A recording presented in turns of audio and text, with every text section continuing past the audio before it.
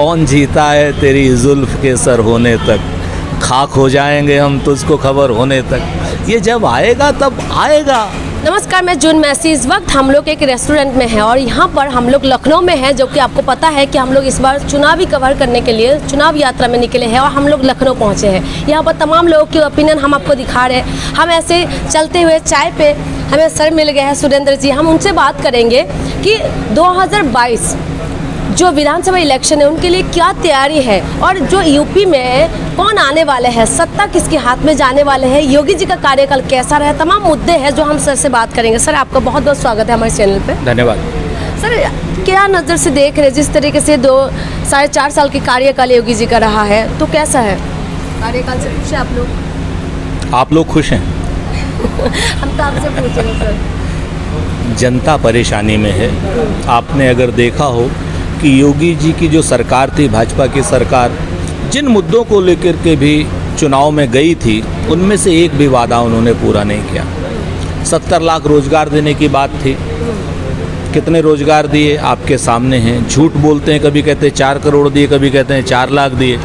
न 4 करोड़ दिए न 4 लाख दिए। मनरेगा के रोजगारों को रोजगार बता रहे हैं। महिला की सुरक्षा के नाम पर आए थे। हाथरस बलात्कार कांड हुआ, उस लड़की को रात के अंधेरे में जला के मार दिया गया। उसकी लाश को पेट्रोल छिड़क करके आग लगा दिया गया। लखीमपुर में महिलाओं का चीरहरण हुआ, साड़ियाँ खींची गई। बुलंदशहर में इंस्पेक्टर के दिन दहाड़े हत्या कर दी गई। कानपुर में 8 पुलिस वाले मार दिए गए।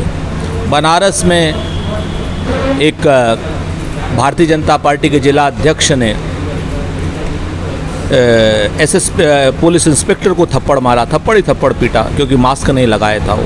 तो इस तरीके के आप पूरी जगह पे जब आप घटनाएं देखेंगे, अपहरण, लूट, डकैती, छिनैती, बलात्कार, सामूहिक बलात्कार, ये सारी इतनी ज़्यादा बढ़ गया है इस सरकार में कि आप स्वयं देख सकते हैं। तो महिलाओं के प्रति अपराध में भी बढ़ोतरी हुआ, बेरोजगारी में बढ़ोतरी, अप्रत्याशित बढ़ोतरी हुआ। कोरोना काल के पहले दौर में जिस तरीके से मज़दूरों के साथ जो अनुचित व्यवहार हुआ, हैदराबाद से लोग आ रहे, कहाँ से लोग आ रहे, पैदल लोग आ रहे हैं, सड़क पे चलते हुए मारे जा रहे हैं। उनके लिए खाना नहीं, पानी नहीं, सरकार ने राशन नहीं, कोई इंतज़ाम नहीं किया। बसें बंद कर दी, ट्रेन बंद कर दी। हम लोगों ने जब बस देने की बात की तो हमारी बसों को ये कह कर के लौटा दिया गया कि वो स्कूटर के नंबर है। हमने कहा अगर 10-20 नंबर गलत है आप हटा दो, बाकी बसें ले लो 1000। नहीं माने। तो ये सरकार मुख्य रूप से आतताइयों की सरकार है, सांप्रदायिक लोगों की सरकार है। इस सरकार के जाने का लोग इंतज़ार कर रहे हैं। जाने का इंतज़ार कर रहे हैं। क्या 2022 में जा पाएंगे? क्या क्या मुद्दा आपने देखा होगा कि वो बड़ी बड़ी होर्डिंग लग रहे हैं, लखनऊ से दिल्ली तक होर्डिंग ही होर्डिंग लग रहे हैं कि रोज़गार दे रहे हैं, मुफ्त वैक्सीन, मुफ्त राशन, उसके साथ सरकारी नौकरी का दावा कर रहे हैं। आपने देखा है होर्डिंग? अब मुफ्त राशन की बात आप देख लीजिए। अन्न सरकार का है, सरकार खरीदती है, भाजपा तो खरीदती नहीं।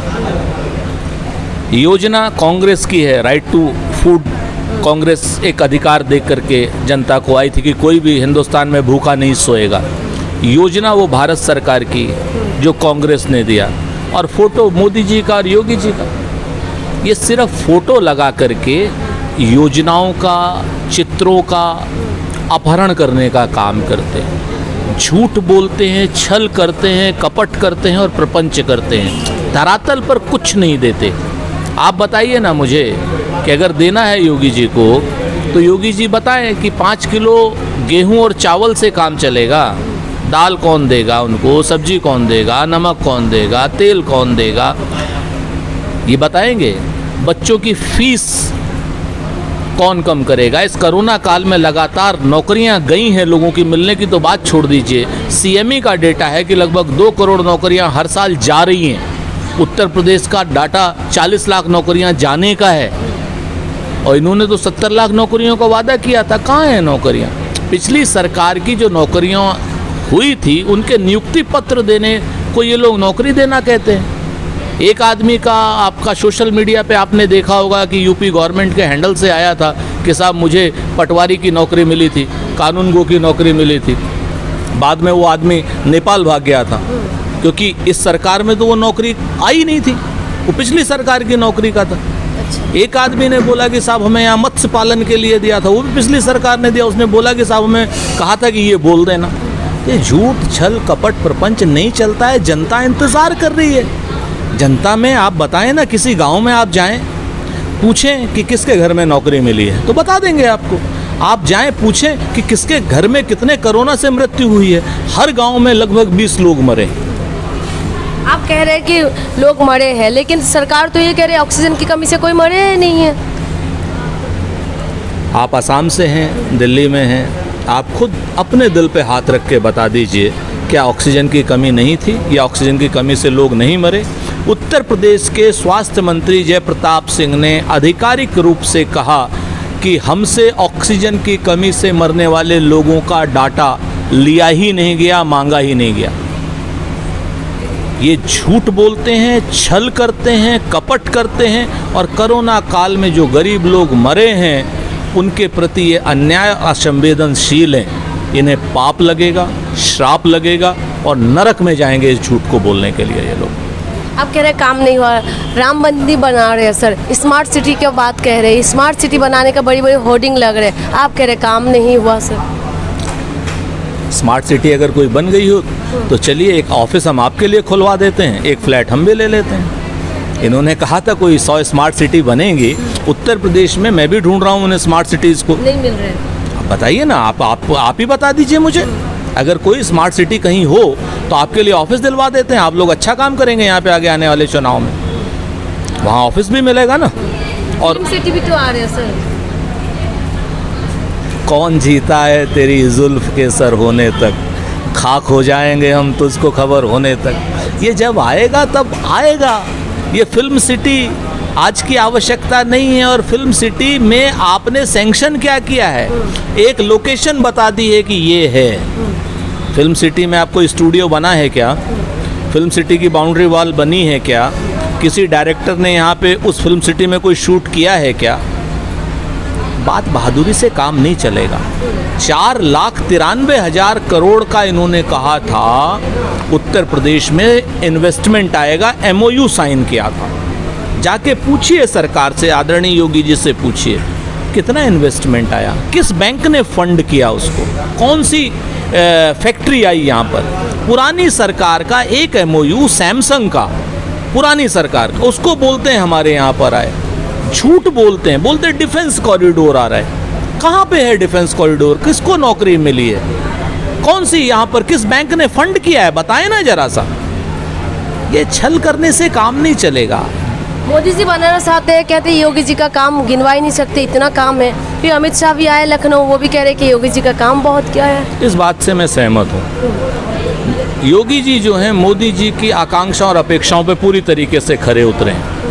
मोदी जी पूरे देश को बेरोजगार कर रहे हैं, बेरोजगार करना चाह रहे हैं, और योगी जी पूरे उत्तर प्रदेश को उन्हीं का काम कर रहे हैं, पूरे उत्तर प्रदेश को बेरोजगार कर रहे हैं। मोदी जी के कार्यकाल में पूरे देश में महिलाएं सुरक्षित हैं, पूरे देश में महिलाएं जलाई जा रही हैं, उनके साथ बलात्कार हो रहा है, उनके साथ दुराचार हो रहा है।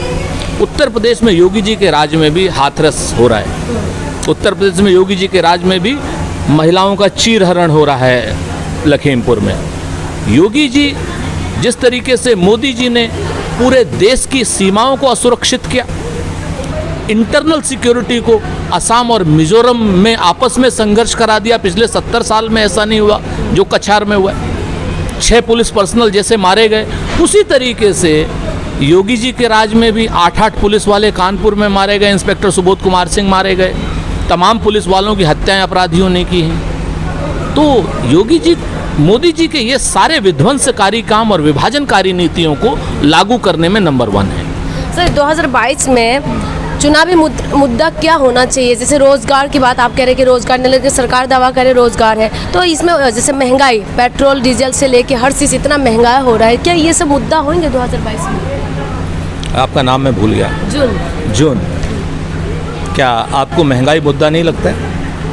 अगर नहीं लगता है तो मुझे भी नहीं लगेगा। आपके भाई होंगे, आपके दोस्त होंगे, उनको नौकरी मिला है, नहीं मिला है। अगर नौकरी मिला है तो मैं खुश हो जाऊंगा।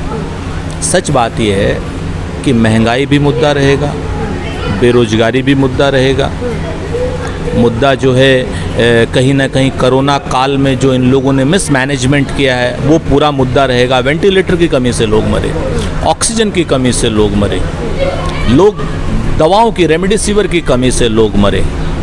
गंगा के किनारे सैकड़ों किलोमीटर आप जाके देखिए, कानपुर से लेकर के और गाजीपुर तक लगभग 400 किलोमीटर गंगा का घाट है, उसको वहाँ का शमशान को कब्रिस्तान बना दिया। लाशें गड़ी हुई हैं, वो प्रेत योनि में जा रहे हैं, उनको जलाया नहीं गया हिंदू रीति के अनुसार, वो कहीं ना कहीं प्रेत योनि में जा रहे हैं। गड़ी हुई लाशें आपसे हिसाब मांगेंगी।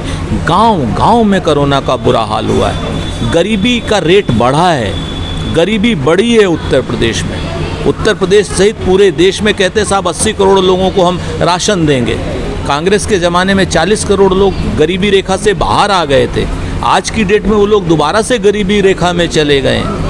आपने गरीब बनाया है देश को, आपने सीमाएं असुरक्षित की हैं, आपने भाई को भाई से लड़वाया है, आप हिंदू मुसलमान कर रहे हैं और उसके बाद आप कहते हैं कि नहीं साहब हमने तो देश को तरक्की पे कराया। हंगर इंडेक्स में हिंदुस्तान नीचे गया, बेरोजगारी के इंडेक्स में हिंदुस्तान नीचे गया। और सबसे बड़ी बात, आप पत्रकार मित्रों को आप जरा सी खबर कोई चला दीजिए सरकार के खिलाफ FIR हो जाएगी। दुनिया के 5 ऐसे मुल्क हैं जिसमें भारत का एक स्थान आ गया, नॉर्थ कोरिया के साथ में, अजरबैजान के साथ में आ गया, जहां पर पत्रकारों की और पत्रकारिता की स्वतंत्रता नहीं है। ये मैं नहीं कह रहा हूं, ग्लोबल रिपोर्ट्स कह रही हैं। आज हम देश के रूप में असुरक्षित हैं, आज हम प्रदेश के रूप में असुरक्षित हैं, हमारी माताएं बहनें असुरक्षित हैं, हमारा बेरोजगार नौजवान असुरक्षित है, हमारा मजदूर असुरक्षित है। किसान का मुद्दा आप उठाइए, देखिए किसान बैठा हुआ है, 8 महीने हो गए। क्या इतनी संवेदना नहीं है सरकार में? गर्मी में भी बैठा, सर्दी में भी बैठा, बरसात में भी बैठा, धूप में भी बैठा, तपिश में भी बैठा, जाड़े की कड़कड़ाती ठंड में भी बैठा, उस किसान से बात नहीं कर रहे हैं, काले कानून नहीं वापस ले रहे हैं। 14,000 करोड़ से ज़्यादा गन्ने का बकाया है, आपके सामने है 14,000 करोड़ का गन्ने का बकाया है। और पिछले 4 साल में अगर 1 रुपया भी गन्ने का इन्होंने दाम बढ़ाया हो, MSP बढ़ाया हो तो बताएं।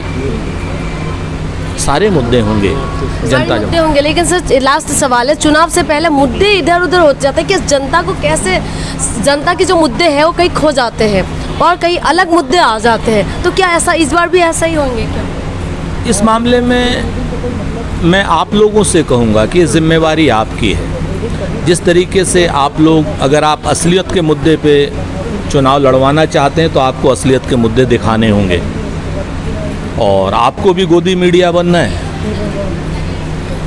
तो मीडिया की अपनी जिम्मेदारी नहीं निभा रही सर? एक बड़ा वर्ग मीडिया का आज की डेट में डरा हुआ है और उसे अपनी जिम्मेवारी का एहसास होना चाहिए और जिम्मेवारी निभानी चाहिए। इसको लाने वाले हैं फिर आप? जनता आएगी, जनता आएगी, जनता आएगी। तो कौन है सर? लोकतंत्र आएगा, जनता आएगी, ये सरकार जाएगी और इस सरकार को जाना ही होगा। कौन आएगी? किसको? कोई तो होगा। हम लोग श्रीमती प्रियंका गांधी जी के नेतृत्व में गांव-गांव जा रहे हैं, पाँव-पाँव जा रहे हैं, नगर-नगर जा रहे हैं, डगर-डगर जा रहे हैं। हर बूथ पर हमारा संगठन है। हम श्रीमती प्रियंका गांधी जी के नेतृत्व में जनता का आशीर्वाद पाने का पूरा प्रयत्न कर रहे हैं। जमीन पे जिस तरीके से कांग्रेस नजर आना चाहिए उस हिसाब से तो नजर नहीं आ रहे सर। क्या कांग्रेस अपना विश्वास फिर से जीत पाएंगे जनता की मंदिर से? हम आपके असंतोष का स्वागत करते हैं। आपकी ये निर्मम मीमांसा भी हमें कहीं ना कहीं धनात्मक ऊर्जा देती है। जनता में कांग्रेस है। हमने कोरोना काल में जनता के लिए काम किया, मजदूरों के लिए काम किया, गरीबों के लिए काम किया, किसानों के लिए काम किया। प्रदेश अध्यक्ष अजय कुमार लल्लू जी के नेतृत्व में किसानों के लिए काम किया। कोरोना काल के मजदूरों के लिए रसोइयाँ चलाई, उनको सूखा अनाज बांटा। सेकंड लहर में श्रीमती प्रियंका गांधी जी ने 10 लाख कोरोना की किट्स दवाइयों की वो जगह जगह पे प्रिवेंशन के तौर पे दी, जिनकी वजह से गांव में कोरोना की दवाइयाँ मिल पाई। इस सरकार ने तो हाथ खड़े कर दिए थे। तो ये सारे काम हम लोग कर रहे हैं, तो हमें उम्मीद है कि जनता हमें अपना पूरा आशीर्वाद देगी। धन्यवाद सर हमसे बात करने के लिए। 2022 में क्या मुद्दा होने वाले हैं? क्या जनता जो परेशानी है, महंगाई है, बेरोजगारी है, ये सब मुद्दा लेके जो आएंगे, क्या उनको चुनेंगे या मुद्दा भटकते हुए नजर आएंगे? ये तो देखने के लिए हमें 2022 का इंतजार करना पड़ेगा। तब तक आप लोग हमारे साथ बने रहिए।